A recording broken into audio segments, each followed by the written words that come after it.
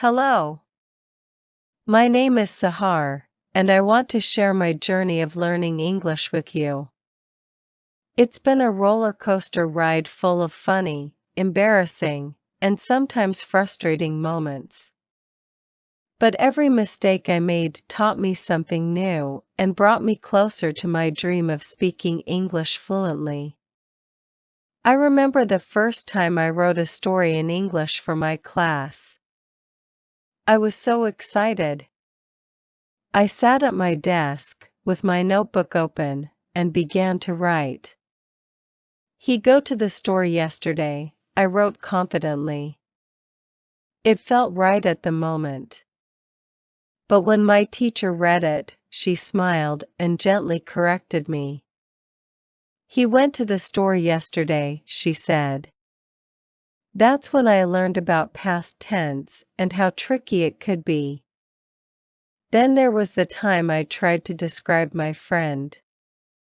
She go to school every day, I wrote.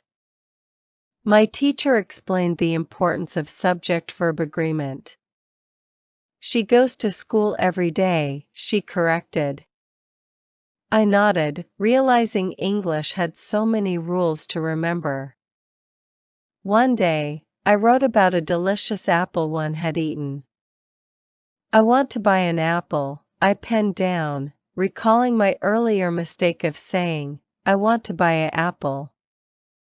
My teacher's gentle smile as she corrected me was still fresh in my mind.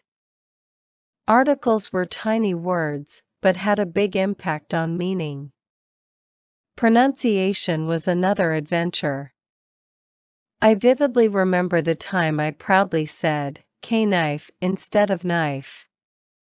My classmates burst into laughter, and I felt my cheeks burn with embarrassment. Silent letters were my nemesis, but I was determined to conquer them. Vowel sounds were no easier. I often mixed up words like ship and sheep. One day, I confidently told my class about a ship I had seen in a field. My teacher chuckled and explained the difference. It was then I realized how crucial vowel sounds and word stress were. False friends often tripped me up.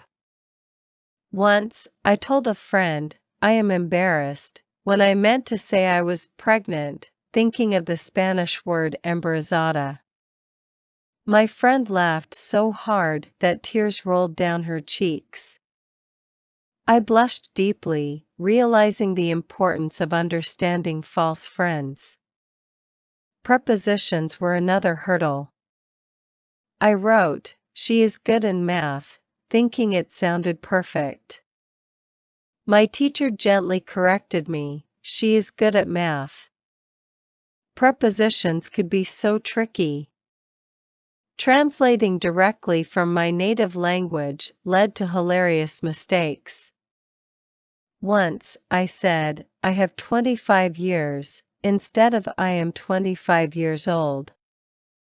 My classmates giggled, and I learned that literal translations don't always work in English. Word order in sentences was challenging too. I wrote, beautiful the girl is, thinking it sounded poetic. My teacher rearranged the words, the girl is beautiful, and explained the correct order. English sentence structure was like a puzzle. Spelling was another mountain to climb. I often wrote definitely instead of definitely. My teacher gave me spelling exercises to help me improve. It was tedious, but I knew it was necessary. Punctuation mistakes were common. I once wrote, let's eat grandma, instead of let's eat, grandma, causing much confusion and laughter. My teacher explained the importance of commas. They could save lives, she joked. Modifiers were tricky too. I wrote, he is taller than his brother, and my teacher corrected me, he is taller than his brother. Comparisons needed simplicity, I learned. Collocations puzzled me as well. I had written, do a decision, instead of make a decision. My teacher explained the correct usage, and I realized how specific word combinations could be. Idioms were a whole new world. I wrote, "It's raining cats and dogs outside," using an idiom my teacher had taught me. But I remembered the initial confusion when I thought it was literally raining animals. English idioms were colorful and fascinating. Despite all these mistakes, I was determined to improve. I practiced with my friends, spoke to native speakers, and took my teacher's feedback seriously. Over time, my English improved, and I made fewer mistakes. My confidence grew, and I even started helping my classmates with their errors. One day, my teacher praised me in front of the class, saying, "Sahar's hard work and perseverance are commendable. She has shown us that making mistakes is part of learning and that with dedication, anyone can improve." I beamed with pride, knowing that my journey, filled with mistakes, had made me stronger and more determined. I had turned my errors into stepping stones to success. Speaking of success, there was a time I was invited to give a small speech in front of the whole school. I was nervous but excited. I wrote my speech carefully, paying attention to all the grammar and pronunciation rules I had learned. When the day came, I stood in front of everyone and began to speak. "Good morning, everyone," I started, remembering to stress the right syllables and use the correct tenses. As I spoke, I saw nods of understanding and smiles of encouragement. I finished my speech with a quote from my favorite author, making sure to use the correct collocations and idioms.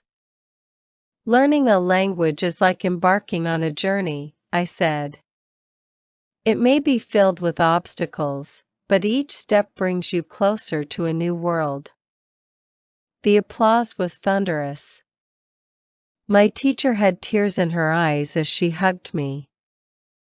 "You've come such a long way, Sahaar," she whispered. "I'm so proud of you." But my journey didn't end there. My newfound confidence encouraged me to participate in a local English debate competition. I teamed up with my friends, and we spent weeks preparing. We practiced speaking clearly, using the correct grammar, and making sure our arguments were well structured. The day of the competition arrived, and we faced our opponents with determination. When it was my turn to speak, I took a deep breath and began. "Ladies and gentlemen, esteemed judges," I started, making sure my pronunciation was spot on. As I presented our points, I could see the judges nodding in agreement. We won the debate, and our team celebrated our hard-earned victory. With each success, my passion for English grew. I started a small English club at school, where we could practice speaking and writing without fear of making mistakes. We shared our experiences, laughed at our errors, and learned from each other. One day, a new student joined our club. Her name was Lena, and she was struggling with the same mistakes I had once made. I saw myself in her and felt a strong desire to help. I guided her through the common pitfalls, shared my stories, and encouraged her to keep practicing. One evening, while working on my English homework, I received a message from an old friend. She was organizing an international pen pal program and thought I might be interested. I jumped at the opportunity, and was soon paired with a girl from England named Emily. We exchanged letters regularly, sharing stories about our cultures, hobbies, and daily lives. Each letter was a chance to practice my English and learn new expressions. Emily's letters were filled with idioms and phrases that I found fascinating. Break a leg, she wrote once before my big exam. Confused, I asked my teacher, who explained that it meant good luck. These cultural exchanges enriched my understanding of English and made learning even more enjoyable. As time went on, I began to think about my future. I dreamed of studying abroad and experiencing life in an English-speaking country. I discussed my aspirations with my parents, who supported me wholeheartedly. We researched various programs and eventually decided on a summer language immersion course in England. The day I received my acceptance letter was one of the happiest days of my life. The summer course was an eye-opening experience. I stayed with a host family who welcomed me with open arms. They were patient and kind, always willing to help me improve my English. Every day, I attended classes with students from all over the world. We practiced speaking and writing, and even performed English skits. One day, we went on a trip to the British Museum. As I marveled at the exhibits, I struck up a conversation with a local guide. We discussed history, culture, and our favorite books. I realized how far I had come from the days of mixing up tenses and mispronouncing words. By the end of the summer, I had made lifelong friends and gained invaluable experiences. My English had improved significantly, and I felt more confident than ever. When I returned home, I shared my stories with my friends and family, encouraging them to pursue their dreams of learning a new language. So, that's my story. If you're learning English and making mistakes, don't worry. Every mistake is an opportunity to learn. Keep practicing, stay patient, and remember that even the best speakers started where you are now. Keep going, and you'll get there. Thank you for listening to my journey. I hope it inspires you to keep learning and never give up. If I can do it, so can you. Thank you for joining me on this adventure. If you found this story helpful, make sure to like, share, and subscribe for more tips on mastering English. See you in the next video.